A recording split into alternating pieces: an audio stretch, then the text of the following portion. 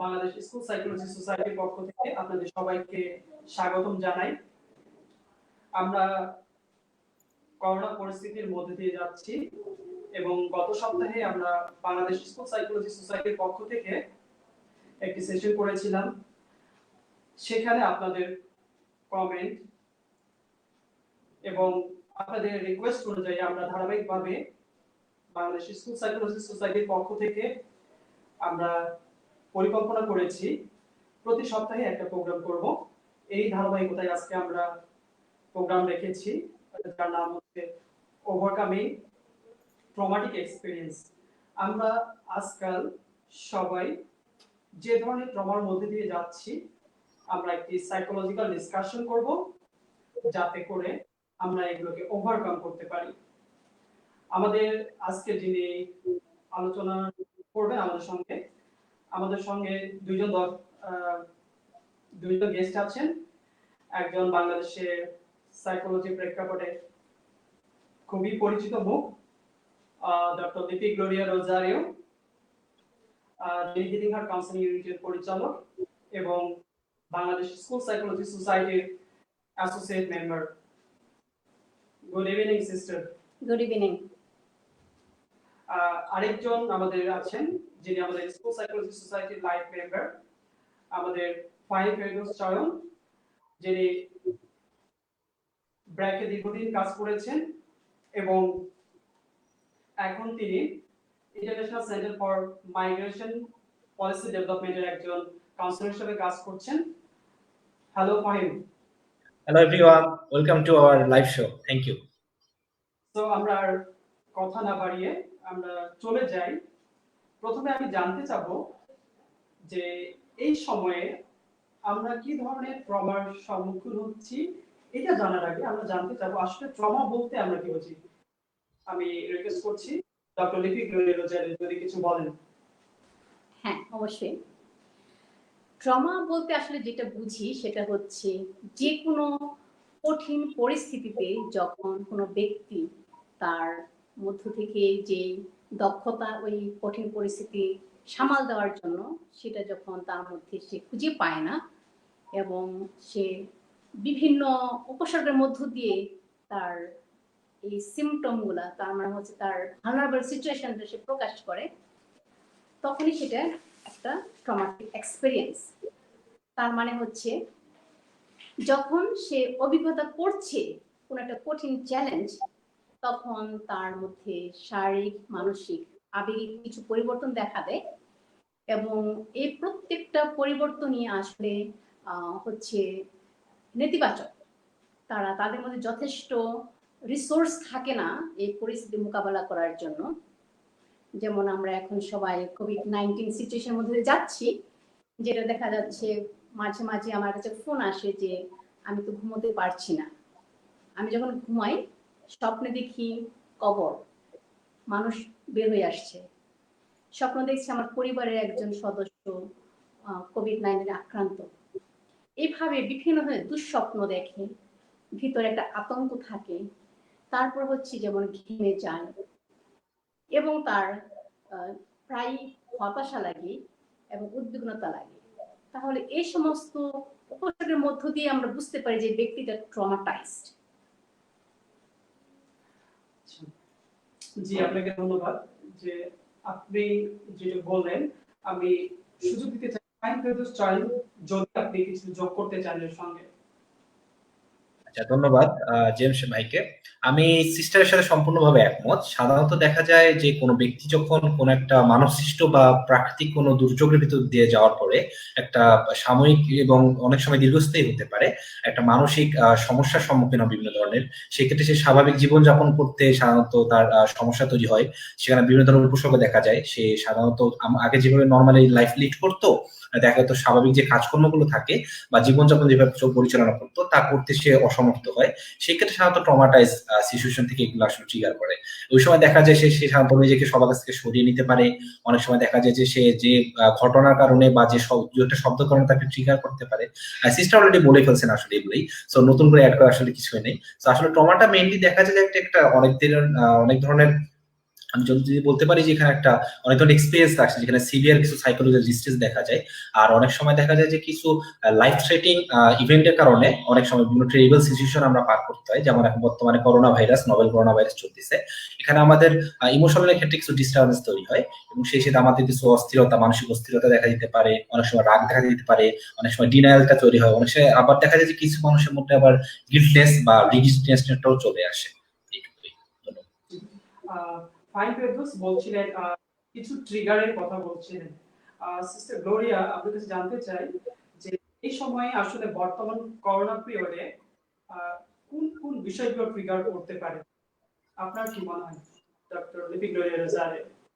যেমন এখন বিশেষভাবে যারা করোনা আক্রান্ত হচ্ছে তাদের মধ্যে বিশেষভাবে একটা ট্রিগার করতে পারে, যেহেতু বেশিরভাগ নিউজ থাকে যে এতজন আক্রান্ত হয়েছে, এতজন মৃত্যুবরণ করেছে, ভিতরে একটা ভয় থাকে যে ও আমার কি মৃত্যু খুব কাছে চলে আসছে। আবার অন্যদিকে হয় যেমন যারা ফ্রন্ট লাইনে কাজ করছে, যেমন প্রশাসন বিভাগ, না, পুলিশ, তারপর হচ্ছে army, doctor, nurse, ward boy, এদের মধ্যে অনেক কাজ করে। কারণ হচ্ছে তারা সার্বক্ষণিকই এই করোনা ভাইরাসের রোগী নিয়ে কাজ করছে বা সচেতন করার জন্য কাজ করছে, জনগণ নিয়ে কাজ করছে, সামনে থাকে। সেজন্য এই পরিস্থিতিটা তাদেরকে আসলেই ট্রিগার করে, তাদেরকে ট্রমাটাইজ হওয়ার জন্য। ধন্যবাদ। আমি দর্শক শ্রোতাদের উদ্দেশ্যে বলতে চাই, যারা আমাদেরকে দেখছেন, আমাদেরকে শুনছেন, যদি ট্রমা রিলেটেড কোনো কোশ্চেন থাকে আপনারা করবেন, আমরা চেষ্টা করব সম্ভব সেগুলোর উত্তর দেওয়ার জন্য। যদিও আমাদেরকে টাইম লিমিট আছে, আমরা চেষ্টা করব এর মধ্যে থেকে আপনাদের প্রশ্নগুলোর উত্তর দেওয়ার জন্য। সিস্টার, আপনি একটু আগে বললেন যে এখানে কিছুটা সময় ব্যক্তিরা, মানুষ যে মৃত্যু ভয় সেটিও পাচ্ছে, এবং যারা আছে তাদের মধ্যে কিছুটা মৃত্যু ভয় কাজ করছে, এবং যারা কোভিড পজিটিভ তারাও মৃত্যু ভয়ে আছেন। সো আপনি এই মুহূর্তে কি সাজেস্ট করবেন যে তারা কি আসলে কি করতে পারে, এই মৃত্যু ভয়ে আতঙ্কগ্রস্ত না হয়ে তারা কি করবেন? আচ্ছা, এখানে যে মৃত্যু যে ভয়, আসলে এই মৃত্যু ভয় হওয়াটা স্বাভাবিক। কারণ আপনি যদি খেয়াল করেন এই কোভিড-19 এই সিচুয়েশনটা কিন্তু, ধরেন আপনি যে মনে করেন 2013 সালে বা 14 সালে রানা প্লাজার আক্রান্ত হয়ে যারা ট্রমাটাইজ ছিলেন, সেটা থেকে অনেক ডিফারেন্ট।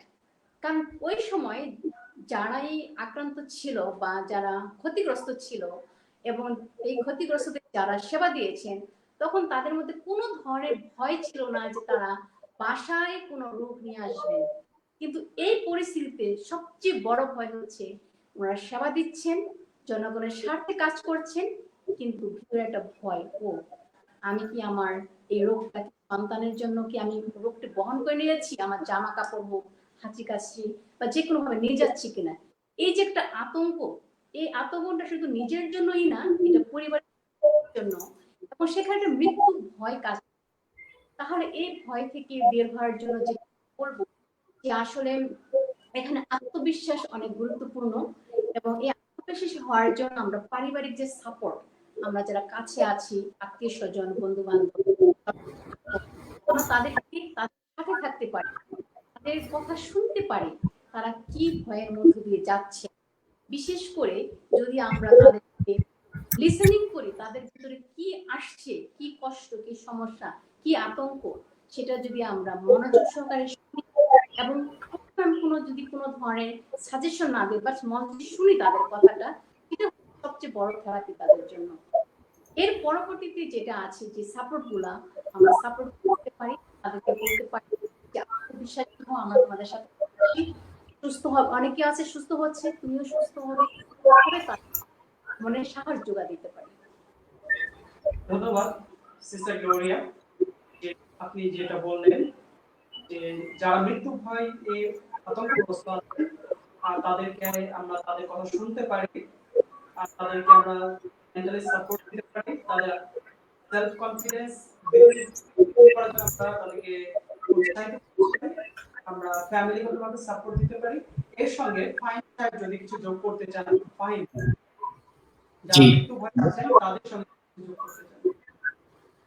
আচ্ছা, এই ক্ষেত্রে আমি যেটা বলতে পারি, সিস্টার অলরেডি যেটা বলেছেন, সাধারণত দেখা যায় করোনার এই নোবেল করোনা ভাইরাসের মহামারীর সময় যারা একদম ফ্রন্টলাইন স্টাফ আছেন, আমরা যদি ডাক্তার ভাইদের কথা বলতে পারি, চিকিৎসা সেবা প্রদানকারী অন্যান্য যারা নার্স রয়েছেন, সেই সাথে অন্যান্য যারা চিকিৎসা সেবা প্রদানের ক্ষেত্রে জড়িত অনেক ধরনের মানুষই আসলে কাজ করেন, মিডওয়াইফারি কাজ করেন, তারপর হচ্ছে অনেক ধরনের নার্স আছেন, যারা মেডিকেল অ্যাসিস্ট্যান্ট, সেই সাথে আমাদের সম্মানিত পুলিশ ভাইয়েরা আছেন, সাথে আইন শৃঙ্খলা রক্ষাকারী অন্যান্য বাহিনী, যেমন বাংলাদেশ আর্মির কথা বলতে পারি, বাংলাদেশ আনসার, গ্রাম প্রতিরক্ষা, অনেক ধরনের আইন শৃঙ্খলা রক্ষাকারী বাহিনী কিন্তু এখানে জড়িত। এবং অন্যতম বড় যেটা আমরা সবসময় এড়িয়ে যাই, যেটা যে অনেক সময় দেখা যায় যে আমার যারা আমাদের প্রশাসনে যারা রয়েছেন, যারা জেলা প্রশাসন বা উপজেলা প্রশাসন, এমনকি অনেক সময় যারা বিভিন্ন ধরনের জনপ্রতিনিধি রয়েছেন, তারা কিন্তু সবাই করোনা ভাইরাস প্রতিরোধ এবং মানুষকে সচেতন করার লক্ষ্যে শুরু থেকেই মাঠ পর্যায়ে কাজ করছেন। আমরা যারা সাধারণ নাগরিক, আমরা তাদের কথা মতো মেনে এবং সরকারি নির্দেশ অনুযায়ী সাধারণত ঘরে থাকার চেষ্টা করতেছি যতটুকু পারতেছি। এবং সত্যি কথা যেটা হচ্ছে যে এই ক্ষেত্রে তারা যেটা করতে পারে, যেহেতু তারা একদম সামনে থেকে করোনা ভাইরাস আক্রান্ত রোগীকে দেখছেন এবং মৃতদেহ সৎকারের সাথে যুক্ত থেকে অন্যান্য যে সেবা যুক্ত আছেন, তাদের মধ্যে মৃত্যু ভয়টা সবচেয়ে বেশি কাজ করতেছে, কারণ এটা প্রচন্ড সংক্রামক একটা ব্যাধি। এই মহামারী যেহেতু সংক্রামক একটা ব্যাধি, সেহেতু আমরা আসলে জানি না কার দ্বারা আমরা আসলে আক্রান্ত হতে পারি। এটা যেমন হাঁচি, কাশি, স্পর্শ থেকে ছড়াতে পারে, সেই সময় সাথে কিন্তু অনেক সময় সুস্থ মানুষের যদি অসুস্থ মানুষের কাছাকাছি যান, যারা সাধারণত ফ্রন্টলাইনে কাজ করেন, তারাও কিন্তু আক্রান্ত হতে পারেন। তো মৃত্যু ভয় ক্ষেত্রে খুব বেশি স্বাভাবিক যে কাজ করতে পারে। মৃত্যু ভয়টা কাটাতে আমরা আসলে যেখানে যেটা করতে পারি, যেহেতু এখন পর্যন্ত কোনো প্রতিষেধক বা ঔষধ আবিষ্কৃত হয়নি, আমরা সর্বোচ্চ চেষ্টা করবো কিভাবে আসলে সতর্ক থাকা যায়। মৃত্যু ভয়টা আমাদের সবারই থাকে, যেহেতু আমরা জন্মেছি, অবশ্যই আমাদের মৃত্যু একদিন হবেই, এটা আমাদের সবাই জানি। এই ধ্রুব সত্যটা মেনে নিয়ে আসলে যেটা আমরা করতে পারি, আমরা চেষ্টা করতে পারি যেন কিভাবে নিজেকে আসলে সুরক্ষিত রাখা যায়, যেন আমরা করোনা ভাইরাস বা অন্যান্য সংক্রমণে আক্রান্ত হতে না পারি। এবং আমার দ্বারা যদি আমি কোনোভাবে আক্রান্ত হয়ে যাই, যদি আমার মধ্যে কোনো উপসর্গ দেখা দেয় বা আমার মধ্যে যদি কোনো ধোঁয়াশা দেখা দেয় যে আমি আক্রান্ত হয়েছি, আমি অবশ্যই চেষ্টা করবো নিজে টেস্ট করাতে। আমি সবাইকে আহ্বান করবো যারা আছেন তারা টেস্ট করাবেন। যদি দেখা যায় যে আপনি আক্রান্ত হয়ে গিয়েছেন বা উপসর্গ আছে, অবশ্যই চেষ্টা করবেন আইসোলেশনে থাকতে, যেন আপনার দ্বারা অন্য কেউ আসলে ক্ষতিগ্রস্ত না হয়। আর মৃত্যু ভয়টা যেহেতু কাজ করবে, মৃত্যু ভয়টা কাটাতে আমরা যেটা করতে পারি, আমরা যতটুকু সম্ভব সুরক্ষিত থেকে যেন আমাদের কোনো আক্রান্ত না করতে পারে, এই জিনিসটা আমরা বেশি খেয়াল রাখতে পারি। আমার কাছে এটা আসলে মনে হয়। ধন্যবাদ। ধন্যবাদ ফাহিম, আপনার প্রাণবন্ত আলোচনার জন্য। আপনি আমাদেরকে অনেক দিক নির্দেশনা দিলেন। আমি এরপরে আপনার কাছে আবার জানতে চাই যে আমরা প্রায় সময় রেডিও টেলিভিশনে শুনছি যে সুষম খাবার খেতে হবে, তারপর সূর্যের আলোতে যেতে হবে। তো আমরা দেখছি যে আমাদের ইনকাম কিন্তু অনেক কম। সো এই ক্ষেত্রে তারা কি করবেন? এবং একই সময় দেখা যায় যে বাংলাদেশের ঢাকার যে ফ্ল্যাট গুলো একটার সাথে একটা লাগানো, তো সূর্যের আলোর তাদের কোনো সুযোগ সুবিধা সেভাবে নেই। তো ফাইন, কি পরামর্শ দিবেন, তারা কি করবেন? যদি ফাইন এই বিষয়ে আমাদের কিছু বলতেন। জি।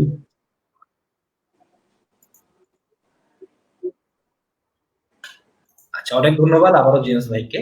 আপনি যেটা বলেছেন আসলে সত্য, বাংলাদেশ মধ্য উন্নয়নশীল দেশের দিকে যাচ্ছে। আমরা এখনো অনুন্নত দেশ আমরা হতে পারি, আমাদের সবার আয় কিন্তু এখন পর্যন্ত সমান না, এবং সেই তুলনায় আমাদের দারিদ্রতা এবং অতি দারিদ্রতা অনেক বেশি বিদ্যমান বিভিন্ন জায়গায়।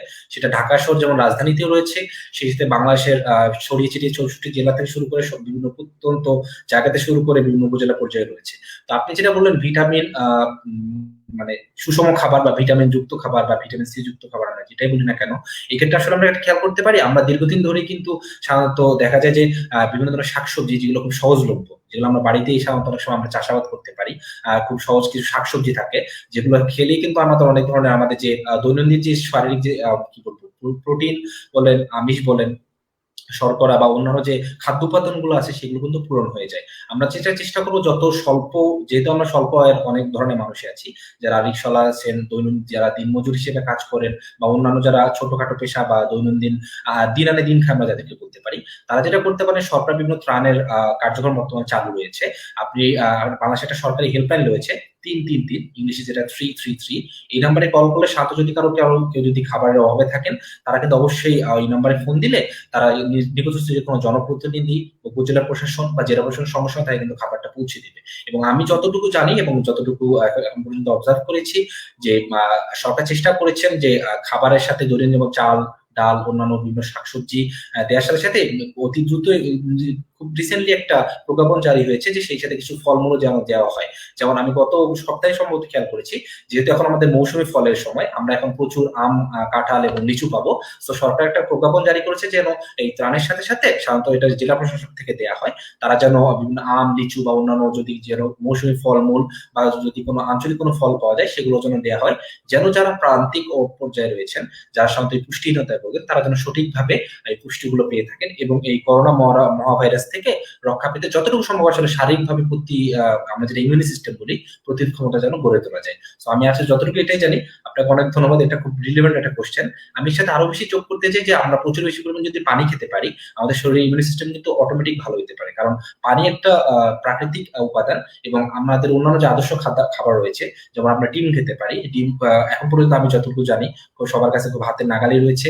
আর আপনারা যদি একটু সম্ভব হয় আমরা যদি খাঁটি দুধ খেতে পারি, এইভাবে কিন্তু আমরা নিজেদের আমাদের পুষ্টি উপাদান এবং শারীরিক যে উপাদানগুলো দরকার সেগুলো আমরা পূরণ করতে পারি। ধন্যবাদ জেমস ভাই। ধন্যবাদ ভাই। যদি এর সঙ্গে সিস্টার কিছু যোগ করতে চান। আমি আসলে যেটা যোগ করতে চাই, আসলে এই মুহূর্তে করোনা ভাইরাস চলাকালীন, মানে এই মহামারীর চলাকালীন আসলে মানুষের মধ্যে কিন্তু অনেক পজিটিভ কিছু হয়েছে। আমি জানতে পারলাম আমার পাশে যে গ্রাম, আমার ঢাকা থেকে বেশি দূর না, সেখানে দেখি যে গ্রামের লোকজন একজন আরেকজন সহযোগিতা করছে। কারো বাগানে কিছু বেগুন বেশি হয়ে গেল, তারা অন্যদের সাথে করলা এক্সচেঞ্জ করছে, বা কেউ অন্য একটা সবজি, তার দুধ বেশি হয়ে গেলে তার ডিম এক্সচেঞ্জ করছে।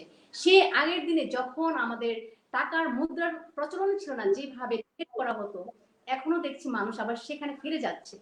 তবে মনে করি যে আসলে এই যে কম্প্যাশনের যে জায়গাটা, যে একজন আরেকজনের সাথে সহভাগিতা করবে, এই জিনিসটা এইভাবেও কিন্তু আমরা একজন আরেকজনকে যোগান দিতে পারি, পুষ্টিটা দেখতে পারি। আর ফাহিম যেভাবে বলেছে, এখন যেহেতু বর্ষাকাল, যারা গ্রামে গঞ্জে আছি, দরিদ্র জনগোষ্ঠী, ঠিক আছে, কোনো সমস্যা নেই, কিন্তু অনেক ধরনের লতা পাতা, কচু শাক, বিভিন্ন রকমের শাকসবজি অনেক হয়ে আছে, সেগুলো থেকে আমরা কিন্তু অনেক পুষ্টি লাভ করতে পারি। তো আমরা সেটা খেয়াল করতে পারি এবং আমরা একজন আরেকজনের সাথে আমরা সহযোগিতার হাতটা বাড়িয়ে দিতে পারি। ধন্যবাদ সিস্টার গ্লোরিয়া। আমরা পরবর্তীতে একটি কোশ্চেনে যেতে চাই, যেটা ইয়াসিন আরাফাত নামে একজন করেছেন। তিনি বলেছেন, এই মহামারীর সময়ে মনোবিজ্ঞানীদের অথবা মনোবিজ্ঞান নিয়ে যারা লেখাপড়া করছে তাদের করণীয় কি, তারা তাদের ডেভেলপমেন্টের জন্য কি করতে পারেন এবং তারা কিভাবে অবদান রাখতে পারেন, এই বিষয়ে যদি ফাইন বলতেন। জেমস ভাই আবারও ধন্যবাদ। আমি ইয়াসির আরাফাত ভাইকে অনেক বেশি ধন্যবাদ জানাবো যে আপনি আমাদের লাইভ শোটা দেখতেছেন এবং সেই সাথে প্রশ্ন করেছেন।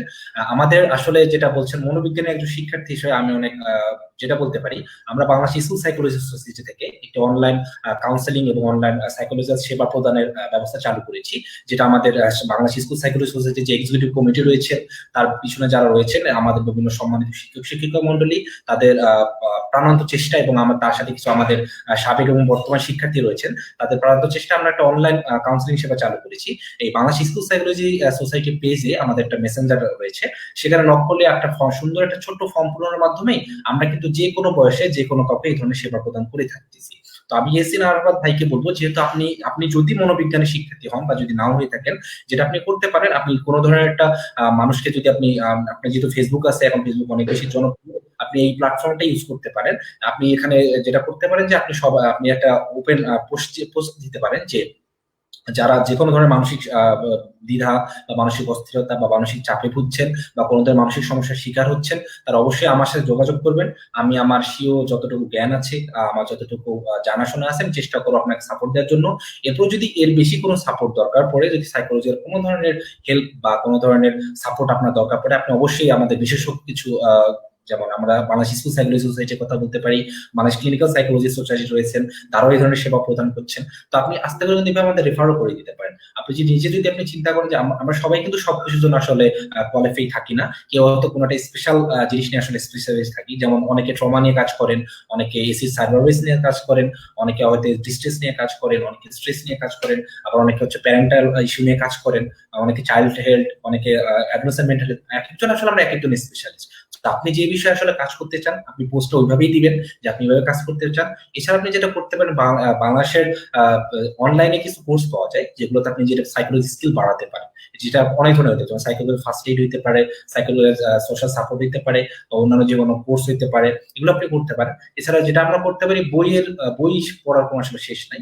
আপনি যখনই আপনি কোনো জ্ঞান অর্জনের দরকার পড়ে আপনি যে কোনো বই পড়তে পারেন, সেটা সাইকোলজিক্যাল হতে পারে এবং সাইকোলজিক্যালের সাথে অন্যান্য যে টপিক রিলেটেড থাকে, যেমন মানুষের বিহেভিয়ার বোঝা, ইমোশনাল ইন্টেলিজেন্স কিরকম হতে পারে, কগনিটিভ লেভেলে মানুষ কিভাবে চিন্তা করে, কিভাবে কাজ করে, মানুষের থট প্রসেস কিভাবে কাজ করে, এগুলো নিয়ে আপনি পড়াশোনা করতে পারেন। যেহেতু এখন ইন্টারনেটের যুগ, আপনি কিন্তু নিজেকে এইভাবে নিজের আসলে প্রফেশনাল ডেভেলপমেন্টও কাজ করতে পারেন।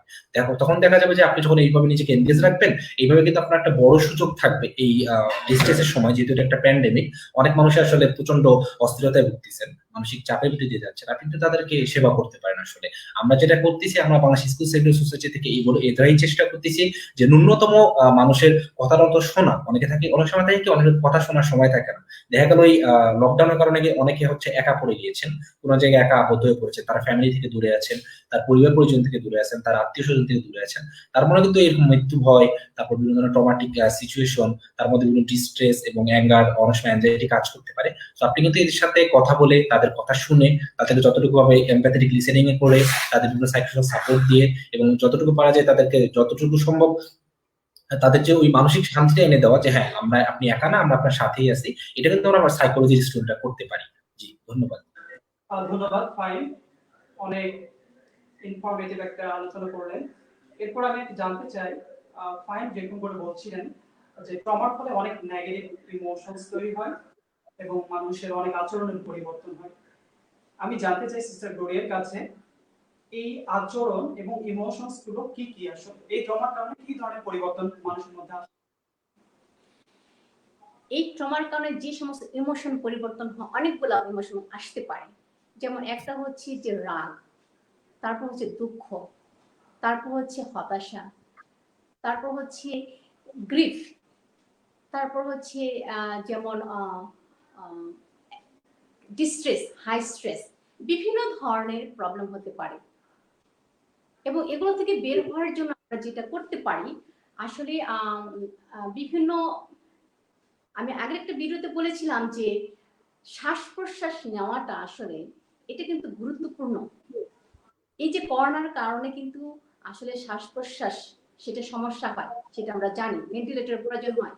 সেই জন্য প্রচুর পরিমাণে যদি আমরা অক্সিজেন নিজেরা গ্রহণ করি, সেই ক্ষেত্রে কিন্তু আমাদের স্ট্রেসটা ম্যানেজ করতে পারি, আমাদের অ্যাঙ্গারের ক্ষেত্রে আমরা স্টপ করতে পারি, তারপর হচ্ছে আমাদের যে ব্লাড ফ্লো সেটা আমরা ঠিক করতে পারি। এইভাবে এই ব্রিদিং ছোট ছোট এক্সারসাইজ আমরা করতে পারি। ধন্যবাদ সিস্টার গ্লোরিয়া। আমরা আজকাল দেখছি যে বাংলাদেশে যেরকম সত্য এই কথাটি, তেমনই ভাবে বিদেশেও আমরা দেখেছি। আমরা বাংলাদেশে দেখছি যে যখন কেউ, আমাদের কোনো প্রিয়জন, আমাদের প্রতিবেশী, আমাদের কলিগ মারা যাচ্ছেন, আমরা কিন্তু সেই ডেড বডিটাকে দেখতে পাই। সো এটা কি মানসিক একটা ক্ষতি হতে পারে, বা এটার কি নেগেটিভ কোনো প্রভাব আছে কিনা, এই বিষয়ে ফাহিম কি মনে করেন? যখন আমরা ডেড বডি দেখছি না, কিন্তু তাকে দাফন করে দেওয়া হচ্ছে, আমরা কোনো ধরনের রিচুয়াল করতে পারছি না, সো এটা কিভাবে আমাদের ক্ষতি করতে পারে, আপনার কি মনে হয়? জেমস ভাইকে আবারও ধন্যবাদ। এটা খুব সত্যি বলেছেন যে আমার অনেক সময় প্রিয়জনের শেষ দেখা বলে একটা কথা আছে, যেটা আমরা কম বেশি সবাই ফিল করি। তো দেখা যায় যে সাধারণত এই ধরনের প্যান্ডেমিক বা যদি আমি মহামারীর সময় বলি, মহামারীর সময় কিন্তু অনেক সময় আমাদের একটা জায়গায় নির্দিষ্ট জায়গায় আবদ্ধ থাকতে হয়, যেমন বর্তমান করোনা পরিস্থিতিতে আমরা রয়েছি। আমরা যদি খুব রিসেন্টলি বলতে পারি, আফ্রিকাতে কিছুদিন আগে ইবোলা ভাইরাসের সংক্রমণ দেখা দিয়েছিল এবং এটা অনেক বেশি করে। তখন দেখা গেছিল যে একটা মানুষ যখন কোনো একটা জায়গায় আবদ্ধ হয়েছেন, সে কিন্তু খুব সহজে অন্য একটা জায়গায় ট্রান্সপোর্ট হিসেবে যাইতে পারতেছেন না। তখন কিন্তু সে তার নিজের আত্মীয় স্বজন, পরিবার পরিজন, বা যার নিকট আত্মীয়, বা নিজের, অনেক সময় দেখা যায় নিজের শিশু হতে পারে, বা নিজের স্ত্রী হতে পারে, নিজের স্বামীকেও দেখতে পারতেছে পারতেছি না। হ্যাঁ, এটা খুবই কষ্টের একটা ব্যাপার যে আমি আমার পরিবার পরিজনকে মৃত অবস্থায় শেষ দেখাটা দেখতে পারতেছি না, তাকে সমাধিস্থ করার আগে শেষ দেখা যাচ্ছে। এই ক্ষেত্রে অনেক বেশি আসলে আমাদের একটা মানসিক পীড়া কাজ করতে পারে, যেখানে আমরা অনেক বেশি দুঃখবোধ কাজ করতে পারে। যেমন আমাদের সিস্টার একটু আগে বললেন যে দুঃখবোধ এবং রাগ, সেই সাথে হচ্ছে গিল্ট ফিলিংও কাজ করতে পারে যে আমার হয়তো কোনোটা দোষ আছে যার কারণে আমি তাকে দেখতে পাচ্ছি না। তো আমি এই ক্ষেত্রে বলবো যে আপনি যে প্রশ্নটা করেছেন, হ্যাঁ, এই ক্ষেত্রে আমাদের যে দুঃখবোধটা কাজ করে এটা খুব স্বাভাবিক। একজন মানুষের মন হিসেবে আমাদের কগনিটিভ লেভেলে এই থটটা খুব স্বাভাবিকভাবে আসে যে আমার প্রিয়জনকে আমি শেষ দেখা দেখবো। কিন্তু এখন যেহেতু আমাদের একটা মহামারীর সময়, আমরা সরকার যদি বলি বা WHO বলি, ওয়ার্ল্ড হেলথ অর্গানাইজেশন, সবাই কিন্তু একটা কথাই বলেছেন যে কখন কার মাধ্যমে কেউ আসলে এই রোগটা সংক্রমিত হবে আমরা কেউ আসলে জানি না। তো যেহেতু আমাদের কিছু গাইডলাইন তৈরি করে দেওয়া হয়েছে যে আপনারা যে যেখানে আছেন পারতপক্ষে ঘরে থাকার চেষ্টা করুন। হ্যাঁ, আমাদের যেহেতু আমরা প্রিয়জনকে শেষ দেখা দেখতে পাচ্ছি না, তো আমরা যেটা চেষ্টা করবো তার সাথে আমাদের যে ভালো কিছু স্মৃতি আছে, তাকে নিয়ে আমার ভালো কিছু কথা আছে, সেগুলো আমরা রোমন্থন করতে পারি। সে আমাদের সাথে কিভাবে হেসে খেলে কথা বলতো, বা তার সাথে কাটানো বিভিন্ন সময় নিয়ে আমরা কথা বলতে পারি। বিভিন্ন জায়গায় আমরা পিকনিকে যেয়ে থাকতে পারি তার সাথে, বা বিভিন্ন জায়গায় আমরা ঘুরতে গিয়েছিলাম, তার সাথে বলা কথা, তার সাথে ঘটা বিভিন্ন ঘটনা, যেসব মজার স্মৃতি আছে সেগুলো আসলে মনে করে দেন। এবং সেই সাথে আমরা যেটা করতে পারি যে নিজেকে আসলে এখানে দোষারোপ করে লাভ নেই, কারণ এই সংক্রমণে আসলে আমাদের কারোই হাত নেই। তো এটা হচ্ছে একটা একটা প্রাকৃতিক একটা মহামারী ব্যাধি। সেখানে যেহেতু আমাদের কারো হাত নেই, আমি আশা করব বা আমি সবাইকে অনুরোধ করবো যে এখানে নিজেকে আসলে দোষারোপ করার কোনো দরকার নেই। যেহেতু আমাদের কোনো প্রয়োজনে আক্রান্ত হয়ে মারা গিয়ে থাকেন, আমরা অবশ্যই চেষ্টা করবো তাকে বিষয়ে যতটুকু আমরা যদি বলি আমরা স্রষ্টার কাছে প্রার্থনা করতে পারি, তিনি যেন ভালো থাকেন, যেখানে থাকেন তিনি যেন সুখে শান্তি থাকতে পারেন। এবং সেই সাথে আমরা খেয়াল করবো যেন তার তার বিষয়ে যত বেশি ভালো স্মৃতি, ভালো কথা বা ভালো বিভিন্ন ঘটনা বা বিভিন্ন যে আমরা স্মৃতি করতে পারি রোমন্থন করে তার বিষয়ে যত বেশি খুশি থাকা যায় আর কি। যেহেতু এখন আমরা তাকে দেখতে পাচ্ছি না, আমরা স্রষ্টার কাছে প্রার্থনাই করি তার বিদেহ আত্মা যেন শান্তিতে থাকেন, ভালো থাকেন। ধন্যবাদ ফাইন। কিন্তু আমরা একটা জিনিস দেখছি যে ফাইন বলছেন যে এটা প্রাকৃতিক ভাবে উৎপত্তি লাভ করেছে। সো আমরা দেখছি যে আমরা করোনার ফলে আমাদের জনজীবন এমনিতেই বিপর্যস্ত। এরপর আমরা দেখলাম বাংলাদেশের উপর দিয়ে ঘূর্ণিঝড় আম্ফান বয়ে গেল। এটা কি কোনো ধরনের ট্রমার করতে পারে কিনা, এটা আমি সিস্টার গ্লোরিয়ার কাছে জানতে চাই। হ্যাঁ, থ্যাংক ইউ জেমস। আসলে আমরা অলরেডি ট্রমার কথা বলছি। কোভিড-19 অলরেডি একটা ট্রমাটিক সিচুয়েশনের মধ্যে দিয়ে আমরা যাচ্ছি, তার মধ্যে আবার এই ঘূর্ণিঝড়। তাহলে এটা আমাদের আসলে যে সমস্ত ব্যক্তিরা অলরেডি আক্রান্ত কিংবা আক্রান্তের ভয়ে আছে কিংবা প্রিয়জন কাউকে হারিয়েছে এই কোভিড-19 এর জন্য, এই ঘূর্ণিঝড়ের পরে কিন্তু আবার তাদের বাড়ি ঘর হারিয়েছে, নিজের যে গবাদি পশু তা হারিয়েছে, কিংবা প্রিয়জন কাউ আবার হারাতে পারে।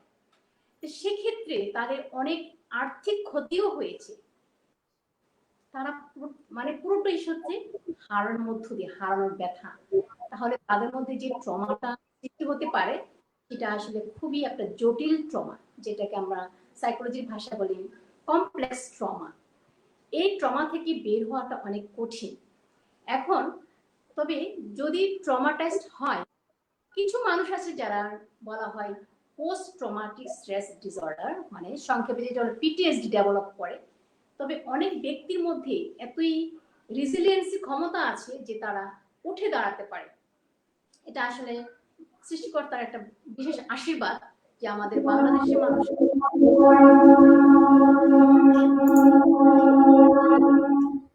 মধ্যে একটা রেজিলিয়েন্সি পাওয়ার তৈরি হয়ে গেছে।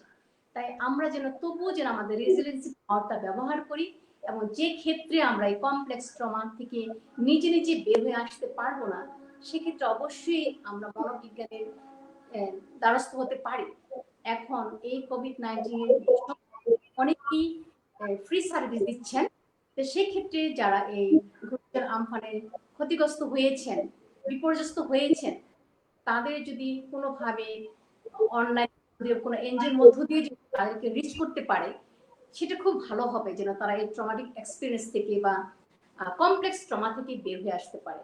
কারণ নিশ্চয়ই তাদের তেমন কোনো হয়তো বা আর্থিক সচ্ছলতা নেই যে তারা একটা ফোন করে একটা সার্ভিস দিবে। সেখানে আমাদের জনগণকেই তাদের কাছে যেতে হবে বা সাইকোলজিস্টদের যেতে হবে তাদের কাছে, সেভাবে তাদেরকে আমরা সাহায্য করতে পারি। ধন্যবাদ সিস্টার গ্লোরিয়া। আমি দেখছি আমাদের যিনি প্রোগ্রাম কোঅর্ডিনেটর স্কুল সাইকোলজি, উনি কোশ্চেন করেছেন, please suggest us some psychological strategies two কোপ উইথ দিস ট্রমা। আমি ফাইনকে রিকোয়েস্ট করতে চাই যদি আপনি কিছু বলেন, কোন সাইকোলজিক্যাল স্ট্র্যাটেজি যেটা দিয়ে আমরা ট্রমাকে ওভারকাম করতে পারি। আমি খুবই খুশি এবং আনন্দিত যে আমাদের প্রোগ্রাম কোঅর্ডিনেটর এবং আমরা যে অনলাইন কাউন্সিলিং এর কথা আমি একটু আগে বলছিলাম বাংলাদেশ স্কুল সাইকোলজি সোসাইটির পক্ষ থেকে, তার প্রধান প্রফেসর মোহাম্মদ কামালউদ্দিন স্যার, যিনি আমাদের দীর্ঘদিনের শিক্ষাগুরু, তিনি একটা প্রশ্ন করেছেন। আমি খুবই খুশি যে তিনি খুবই রিলেভেন্ট একটা কোশ্চেন করেছেন, তো তাকে প্রথমে আমি ধন্যবাদ জানাই। আর স্যার যে কোশ্চেনটা করেছেন সেই কোশ্চেনটা আসলে খুব কমন একটা ব্যাপার যে আমরা কিভাবে আসলে ট্রমার ক্ষেত্রে থেকে বিভিন্ন সাইকোলজিক্যাল স্ট্র্যাটেজি ফলো করতে পারি যেন সেটা আমরা কোপ করতে পারি। আসলে যেটা ব্যাপার হচ্ছে যে অনেক সময় ট্রমা কিন্তু সাধারণত দীর্ঘদিন, অনেক সময় দেখা যায় যে অনেকের জন্য খুব ক্ষণস্থায়ী হতে পারে, আবার অনেকের ক্ষেত্রে অনেক দীর্ঘস্থায়ী ভাবেও দেখা দিতে পারে। দেখা গেল অনেকে লাইফ লং ট্রমাও হয়ে যায়, যেমন সিস্টার অলরেডি বলেছেন যে সাধারণত দেখা যায় যে প্রাকৃতিক যে দুর্যোগগুলো আমরা বলতে পারি, কিছুদিন আগে আমাদের ঘূর্ণিঝড় আমফান পৃথিবীর মধ্যে বয়ে গেল এবং বর্তমানে আমরা করোনা পরিস্থিতির ভিতর দিয়ে যাচ্ছি। এই ক্ষেত্রে কিন্তু ট্রমা সাধারণত অনেক দীর্ঘস্থায়ী হতে পারে। যারা সাধারণত ফ্রন্টে কাজ করে, আমি যদি বলতে পারি যে যারা একদম প্রাকৃতিক দুর্যোগ থেকে সামনে থেকে ত্রাণ বিতরণ এবং মানুষ উদ্ধারের কাজ করতেছেন, সেই ক্ষেত্রে মানুষকে হেল্প করার বা ওই সময় যে মানুষকে সতর্কবাণী প্রচার করার যে কাজগুলো করেন, তারা কিন্তু সামনে থেকেই প্রাকৃতিক দুর্যোগগুলো দেখে থাকেন। আমাদের সমুদ্র পৃষ্ঠের ঢেউ কত উঁচু হতে পারে বা কত কারণে ক্ষতিগ্রস্ত হতে পারে, ঘর বাড়ি কিভাবে আশ্রে পড়ে, সবগুলো তারা সামনে থেকে দেখতে পারে। এক্ষেত্রে আমরা যেটা করতে পারি, যখনই এই প্রাকৃতিক মহামারী বা দুর্যোগ শেষ হয়ে যায়, ওই ট্রমাটা কিন্তু আমার মধ্যে থেকে যায় এবং ওই ঘটনা কিন্তু আমাদের মধ্যে প্রায় আমাদের দুঃস্বপ্ন হিসেবে আসতে পারে। অনেক সময় আমরা চলতে ফিরতে এই ঘটনাগুলো কিন্তু আমাদের মনে পড়ে যায়, আমাদের কথাগুলো মনে পড়ে যায়। আমরা যেটা করতে পারি যে সাইকোলজি, আমি খুব বেশি এই বিষয়ে এক্সপার্ট না, আমি তারপর চেষ্টা করবো আমার যতটুকু স্বীয় যে জ্ঞান লাভ হয়েছে তা থেকে আমি চেষ্টা করবো যে বলতে, যে আমি প্রথমে চেষ্টা করবো যে জিনিসটাকে আসলে খুব হিসাব করে নেওয়া যে হ্যাঁ, যে জিনিসটা ঘটে গেছে সেটা আসলে ঘটে গেছে, জিনিসটা আসলে ফিল করে নেওয়া যে হ্যাঁ, আমি আসলে এটা স্বীকার করে নিলাম যে যে ঘটনাটা হয়েছে সেটা আসলে হয়েছিল। এটাকে আসলে সেন্স করে নেওয়া যে হ্যাঁ, এটা আসলে এইভাবে হয়েছিল, আমি আসলে এই জিনিসটা এইভাবে কাজ করতে পারি। এই সিস্টার একটু আগে বলতেছিলেন যে ব্রিদিং এক্সারসাইজের কথা। ট্রমা ক্ষেত্রে ব্রিদিং এক্সারসাইজ খুব বেশি পরিমাণ কাজে লাগে। তবে এই ক্ষেত্রে একটু খেয়াল রাখতে হবে, যারা সাধারণত এই পানিতে ডুবে থাকার কোন ঘটনা থাকতে পারে বা অনেক সময় দেখা পারে যে কারো নিঃশ্বাসের সমস্যা থাকতে পারে, তারা অবশ্যই চেষ্টা করবেন এই ব্রিদিং এক্সারসাইজটা না করার, কারণ অনেক সময় অনেকে নিঃশ্বাস আটকে যেতে পারে। কিন্তু অন্য যারা রয়েছে তারা সবসময় চেষ্টা করবেন যে ব্রিদিং এক্সারসাইজ কিন্তু অনেক সুন্দরভাবে কাজে দিতে পারে। যখনই আপনার নিঃশ্বাসের ভেতর দিয়ে অনেক ধরনের অক্সিজেন এবং প্রাকৃতিক কি বলবো বিশুদ্ধ বাতাস শরীরে প্রবেশ করে, শরীর কিন্তু অটোমেটিক একটা রিল্যাক্সেশনে চলে আসে, শরীরটা খুব শান্ত হয়ে যায়। এবং আমরা যখন চেষ্টা করবো ওই সময় যদি আমরা ফিল করার চেষ্টা করি যে আমার ভিতর দিয়ে আস্তে আস্তে অক্সিজেনটা ভিতরে ঢুকতেছে এবং আমি আস্তে আস্তে সেটা ফিল করতেছি, এবং এর সাথে সাথে কিন্তু আমার একটা রিল্যাক্সেশন চলে আসে, আমার মাংসপেশি, আমার চিন্তাধারা, আমার কথাবার্তা আস্তে আস্তে শীতল হয়ে আসে এবং আমি তখন ওই জায়গাটা চিন্তা করার চেষ্টা করব এবং ওই রিল্যাক্সেশনের সময় চেষ্টা করবো যে কোনো একটা ভালো ঘটনা বা ভালো একটা স্মৃতি মনে করার জন্য, যেন হয় ওইটার কারণে আমার মুখে একটু হাসি ফুটতে পারে বা যেটা মনে করে আমি আসলে একটু মাইন্ডফুল থাকতে পারি, যে কারণে আমি ট্রমাটা থেকে একটু দূরে থাকতে পারি।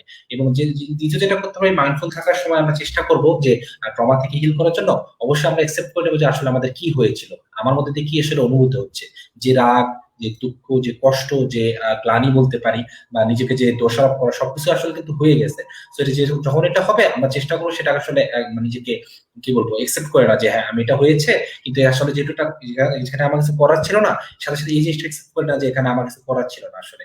তো এক্ষেত্রে আমরা যেটা করতে পারি যে আমি যে রেগে গিয়েছি, আমার যে দুঃখবোধ হচ্ছে, আমার যে কষ্ট হচ্ছে, আমার যে গিল্টনেস হচ্ছে, তার কারণে আসলে নিজেকে বারবার বলা যে যেগুলো হচ্ছে এগুলো আমারই নিজস্ব অনুভূতি, আমার নিজস্ব আবেগ, এগুলোকে আমি ভালোবাসি এবং আমি যেহেতু একজন মানুষ, আমার চিন্তা ভাবনা এগুলো খুব বেশি পরিমাণ প্রভাব রাখে এবং চেষ্টা করবো এগুলো আমি অ্যাক্সেস করে এক্সপিরিয়েন্স করা। সেই ক্ষেত্রে আমরা যেটা করবো, স্যারের প্রশ্ন আমি আরো বলবো যে যত বেশি পারেন আপনি এই ক্ষেত্রে, যেহেতু ট্রমা একটা খুব ক্রিটিক্যাল সিচুয়েশনের পরে আসলে আমাদের মধ্যে ফিল হয় এবং আমরা ফেস করি, আপনি যখনই আপনি দেখবেন যে আপনি নিজে আর সেটা কোপ আপ করতে পারতেছেন না নিজে ভাবে পার্সোনালি, তখন আপনি অবশ্যই বিভিন্ন সাইকোলজিক্যাল, আমরা যেমন আমি বাংলাদেশ স্কুল সাইকোলজি সোসাইটির কথা বলতে পারি, আপনি সাইকোলজিদের হেল্প নিতে পারেন, তাদের সাথে শেয়ার করতে পারেন। আমি ডক্টর লিপি গ্লোরিয়ার কথা বলতে পারো, তার হিলিং এর কাউন্সিলিং ইউনিট আছেন, সেখানে আপনি যোগাযোগ করতে পারেন। এখানে আমাদের বিভিন্ন যারা দীর্ঘদিন ধরে কাজ করেন তারা এখানে কাউন্সিলর রয়েছেন, সাইকোলজিস্ট রয়েছেন, রয়েছেন এবং সেই সাথে অনেক সাইকোথেরাপিস্ট রয়েছেন, তারা আপনাদের সর্বোচ্চ যেটা ভালো সেটাই চেষ্টা করে আপনাকে দেওয়ার জন্য, যেন আপনি ট্রমা থেকে বের হয়ে আসতে পারেন।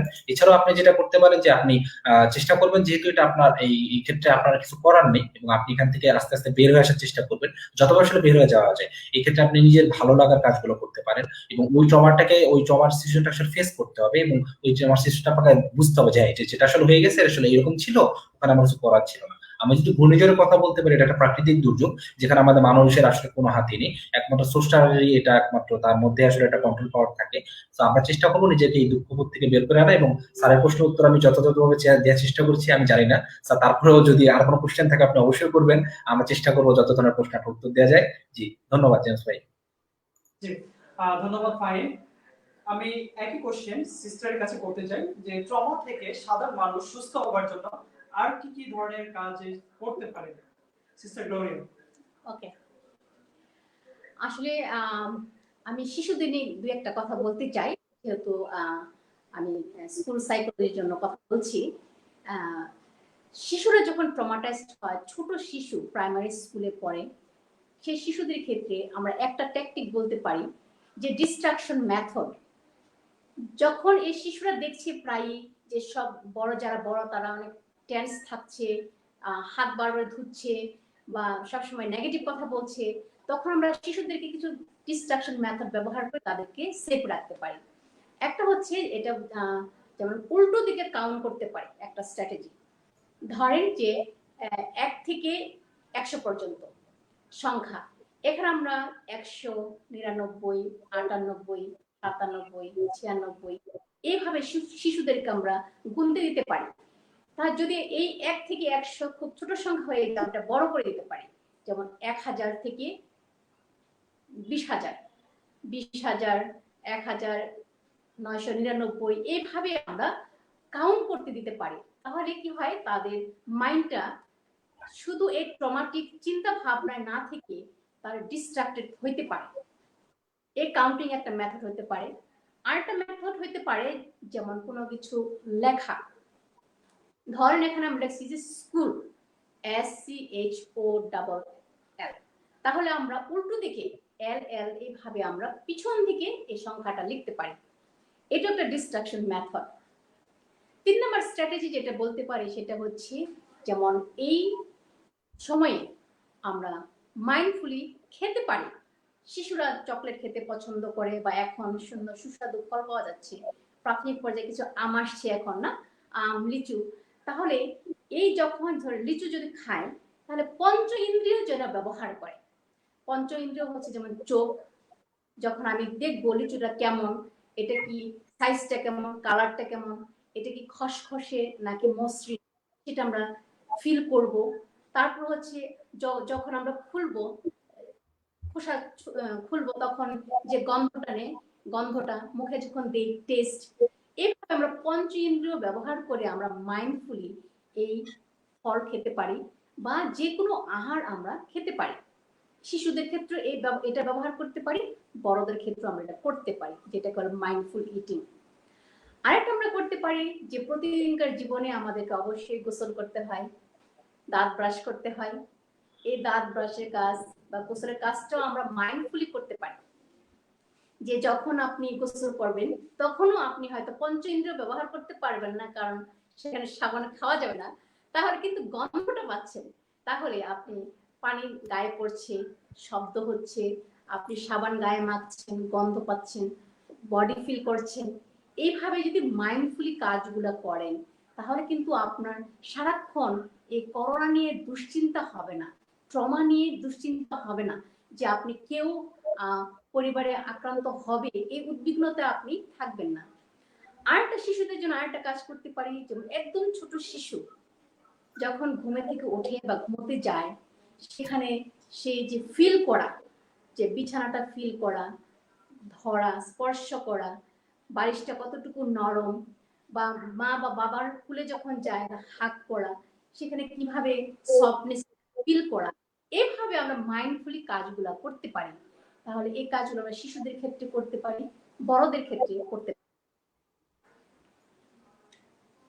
আরেকটা আমি বলতে চাই বড়দের ক্ষেত্রে বিশেষভাবে, যে বড়দের মধ্যে এখন প্রায় শোনা যাচ্ছে তাদের ঘুম হচ্ছে না, ঘুমের সমস্যা, যে হঠাৎ করে আতঙ্কগ্রস্ত হয়ে উঠে যায়, বা পরে যে কি কারণে ঘুম হচ্ছে না, রাত 2টা বেজে যায়, 3টা বেজে যায়, ঘুম হচ্ছে না।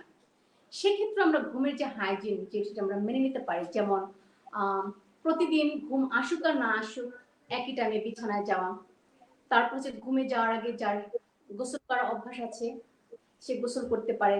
তারপর হচ্ছে খাবার, যখন রাতের খাবার খাবে, এটা খুবই ইম্পর্টেন্ট, ঘুমোতে যাওয়ার আগে কমপক্ষে 3 ঘন্টা আগে খেতে হবে।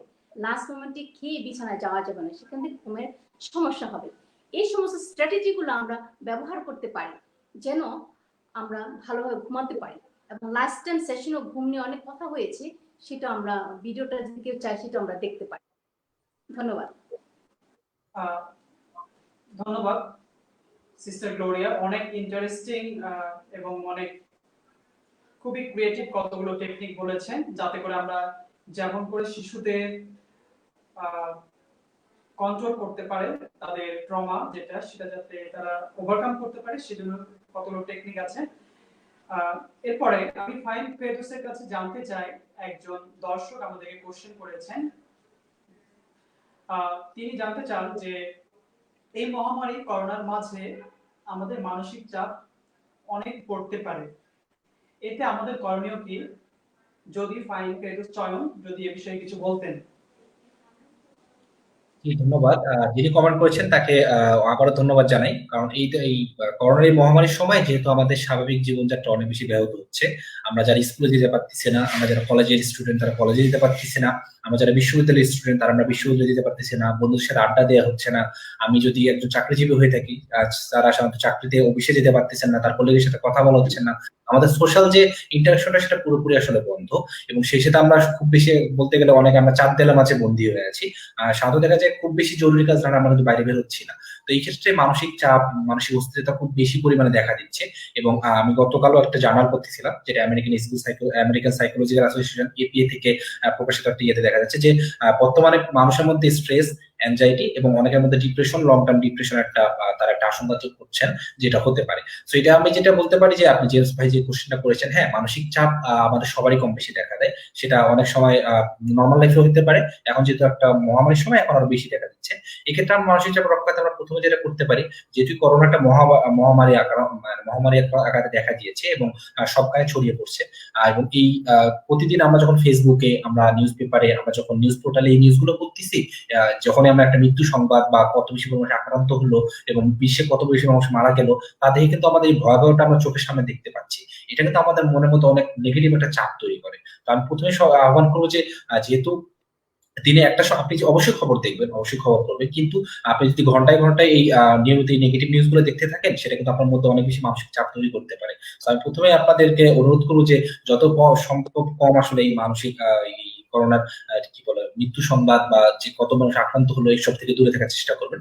আর যেহেতু অনেক এখন গুজব অনেক বেশি দেখা যায়, ফেসবুকে বলেন বা যে কোনো সোশ্যাল নেটওয়ার্কে বলি বা নিউজ পেপারে বলি, সাধারণত সঠিকভাবে কোনো নিউজ আসলে আমরা খুব একটা পাই না। তো আমি যেটা বলবো সবাইকে যে ওয়ার্ল্ড হেলথ অর্গানাইজেশন WHO.int নামে একটা ওয়েবসাইট আছে, যেটা হচ্ছে বিশ্ব স্বাস্থ্য সংস্থার একদম অফিসিয়াল ওয়েবসাইট। আপনারা যখনই করোনা বিষয়ে কোনো আপডেট দরকার আপনি এখান থেকে যোগাযোগ করবেন, এইভাবে আপনি কিন্তু আপনার একদম সঠিক তথ্যটা পেতে পারেন। মানসিক চাপ থেকে বাঁচতে দ্বিতীয় আপনি যেটা করতে পারেন, আপনি সেলফ কেয়ার শুরু করতে পারেন। এই ক্ষেত্রে আমি সেলফ কেয়ার আসলে সবসময় কাজে দেয়। সিস্টার একটু আগে বলতেছিলেন যে আসলে আমি কিভাবে খাচ্ছি, কিভাবে কাজ করতেছি, আমার প্রত্যেকটা সেন্সটাকে আসলে ফিল করা, যে আমার মুখ কিভাবে চলতেছে, আমার হাত কিভাবে চলতেছে। যেহেতু আমরা এই সময় একটা ঘরবন্দি অবস্থায় আছি, আমি সেলফ কেয়ারটা করতে পারি, আমার যেটা করতে ভালো লাগে আমি সেটা করার চেষ্টা করতে পারি আসলে ঘরের মধ্যে থেকে। যদি আমি ছবি আঁকতে পছন্দ করি আমি ছবি আঁকতে পারি, কেউ যদি গান শুনতে পছন্দ করেন তিনি গান শুনতে পারেন, যিনি বই পড়তে পছন্দ করেন বই মানুষের চিরকালীন খুব ভালো বন্ধু, তারা বই পড়তে পারেন। এভাবে কিন্তু মানসিক চাপ থেকে আপনি বের হয়ে আসতে পারেন। আপনার বাসায় যদি কোনো ধরনের শিশু থাকে, সেটা যে কোনো বয়সের হোক, তার সাথে আপনি খেলতে পারেন, তার সাথে আপনি বিভিন্ন আঁকাকি করতে পারেন। আমরা বিভিন্ন অনেকজনের পাজল খেলি বাচ্চাদের সাথে, আমি ছোটবেলা নিজেও খেলতাম, বা অন্যান্য যারা খেলেন, যারা শিশু বিশেষজ্ঞ আছেন তারা আরো ভালো বুঝবেন এটা, যে যারা শিশুদের সাথে সময় কাটালে তারা কিন্তু অনেক বেশি খুশি হয় এবং আমাদের শিশুরা কিন্তু আমাদের দেখেই শেখে। এখন যদি আমি তাকে নিয়ে একটা গোছানো ভাবে কাজ করতে পারি, দেখা গেল কোনোদিন আমি বাগান করতে পারলাম, কোনোদিন একটা অরিগেমি করতে পারি, কোনোদিন আর্ট করতে পারি, কোনোদিন তার সাথে আমি গল্পের বই পড়তে পারি, তাকে গল্পের বই শোনাতে পারি। এভাবেই কিন্তু আমি নিজের মানসিক চাপটা থেকে দূরে থাকতে পারি। তারপরে আমরা যেটা করতে পারি যে আমার পছন্দের মানুষের সাথে কথা বলতে পারি, সেটা ফেসবুক হতে পারে, হোয়াটসঅ্যাপ হতে পারে বা অন্যান্য সোশ্যাল নেটওয়ার্ক ইউজ করে হতে পারে। আমাদের সবার হাতে কম বেশি মোবাইল ফোন আছে। আমরা চেষ্টা করবো যত বেশি পরিমাণ পিয়ার সাপোর্ট নেওয়া যায়, আমার পরিচিত যে বন্ধু বান্ধব, কোনো আত্মীয় স্বজনের কাছ থেকে আমি কথা বলতে পারি, তাতে কিন্তু আমরা মানসিক চাপটা থেকে রক্ষা পেতে পারি। এরপর যেটা আমরা করতে পারি, আমার যেটা মনে হয়, আমরা যতটুকু চেষ্টা করবো যে আপনার আসলে নিজে যে আশপাশে যারা আছে, আপনি যদি পরিবারের সাথে থাকেন, আপনি বাবা মার দিকে খেয়াল রাখতে পারেন। আপনি যদি স্বামী সংসারের সাথে থাকেন, আপনি স্বামী বা স্ত্রীর সাথে খেয়াল রাখতে পারেন। তাকে কাজ, দৈনন্দিন কাজে হেল্প করা, যে দেখা গেলো যদি স্বামী কোনো কাজে করতেছেন অফিসের কাছে, তাকে একটু হেল্প করা। যদি স্ত্রী রান্না বান্নার কাজে ব্যস্ত থাকেন বা অন্যান্য অফিসের কাজে ব্যস্ত থাকেন, তাকে একটু হেল্প করা বা কোনো একটা কাজে একটু এগিয়ে দেওয়া। তারপর নিজের সেলফ কেয়ারটা আমি বারবারই জোর দিব। আবার অনেকে আছে বাসায় অনেক ধরনের পোষা পশু পাখি রয়েছেন, তাদের আপনি কি টেক কেয়ার করতে পারেন। এরপরে যদি মানসিক চাপ থেকে আপনি যখন দেখবেন যে এত কিছু করার পর আপনি মানসিক চাপ থেকে বের হতে পারতেছেন না, তখন আমি অবশ্যই সাজেস্ট করবো, যেহেতু এটা মহামারীর সময় করোনার এই মানসিক চাপ থেকে কিন্তু মানসিক অস্থিরতা এবং একটা সময় যে বিষণ্ণতা দেখা দিতে পারে। তো আপনি যখনই দেখবেন যে আপনার এটা আসলে আয়ত্তের বাইরে চলে যাচ্ছে, আপনি অবশ্যই যে কোনো সোশ্যাল সাপোর্ট নিতে পারেন। আপনি, আমাদের সাইকোলজিস্ট আছে বাংলাদেশে, অনেক ধরনের সোসাইটি কাজ করেন। আমি আবারও বাংলাদেশ সোসাইটির নাম বলবো। এখানে আমাদের প্রায় 21 জনের একটা প্যানেল আছে কাউন্সিলরের, যারা সার্বক্ষণিক সেবা দিয়ে যাচ্ছেন। আপনি আমাদের মেসেঞ্জারে যোগাযোগ করলে আমরা অবশ্যই আপনার মানসিক চাপ থেকে রক্ষা পাওয়ার জন্য বিভিন্নভাবে হেল্প করতে পারি। আর আমি আবারও যেটা বলবো যে ব্রিদিং এক্সারসাইজ খুব বেশি কাজে দেয় এক্ষেত্রে। যখন আপনি অনেক বেশি অস্থির বোধ করবেন, মানসিক চাপ আপনার খুব বেশি আপনাকে কি বলবো বিরক্ত করবে বা আপনার জন্য খুব খারাপ লাগে কাজ করবে, আপনি এইসব ব্রিদিং এক্সারসাইজ হিসেবে কাজ করতে পারেন। আর সিস্টার একটু আগে যেটা বলতেছিলেন যে হ্যাঁ, মাইন্ডফুল থেকে আমরা যখন কোনো একটা কাজ করব, সেই কাজে কিন্তু আমাদের মনোযোগ, আমাদের যে কোনো একাগ্রতা, আমাদের কাজের কি বলবো, আমাদের কাজের পারফরমেন্স সবকিছু আসলে ভালো হয়। তো আমরা চেষ্টা করবো আমার আশপাশে যা ঘটছে, যা বেছে নিয়ে এবং তা আমরা কি বলবো একসেপ্ট করে নিই, যে হ্যাঁ এটা আমার আসলে হচ্ছে এবং আমার শরীর শরীর কিভাবে কাজ করতেছে, আমি কিভাবে কাজ করতেছি, আমার প্রত্যেকটা নার্ভ কিভাবে কাজ করতেছে, সেই জিনিসটা চেষ্টা করা, সেটা বুঝে নিয়ে আস্তে আস্তে কাজ করা।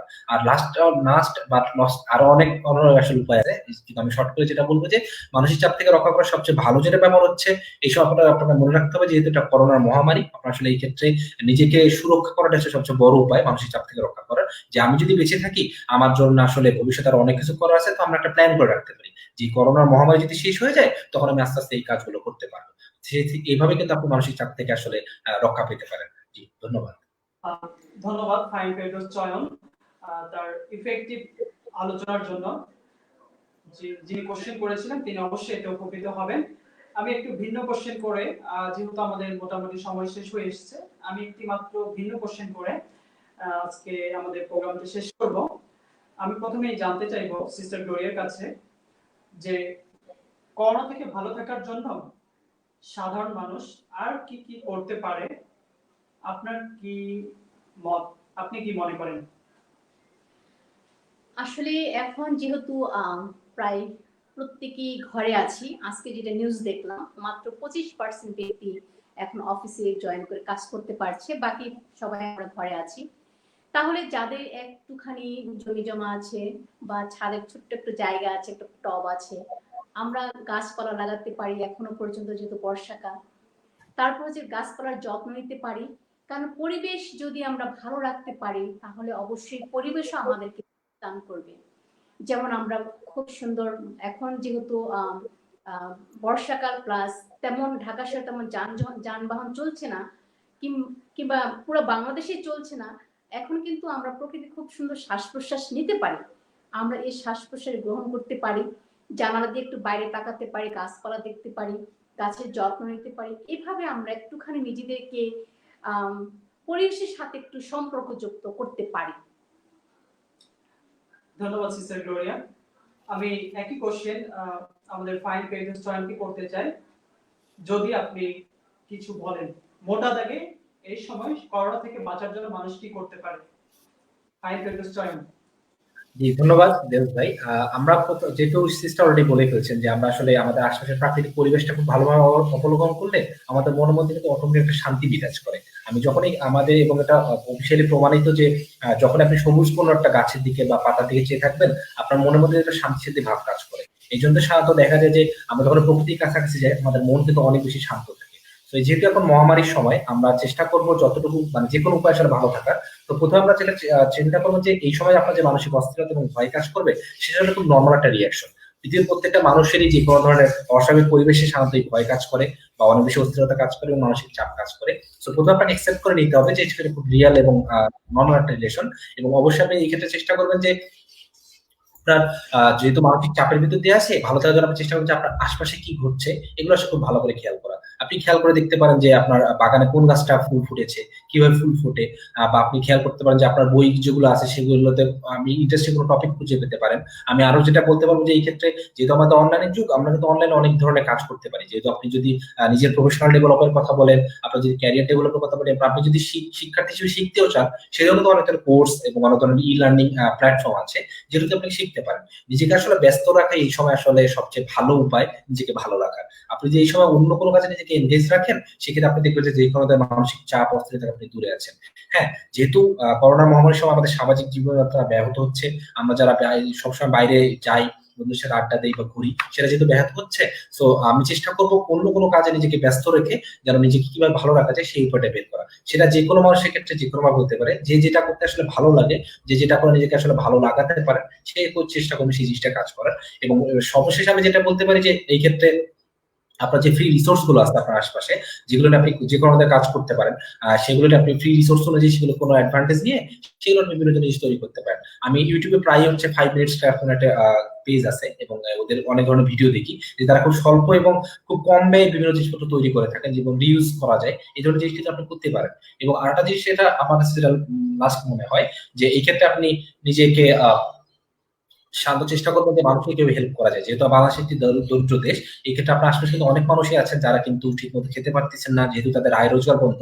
আপনি চেষ্টা করেন নিজেকে মানুষকে কিভাবে হেল্প করা যায়, এবং সেটা অবশ্যই নিজেকে সুরক্ষিত রেখে।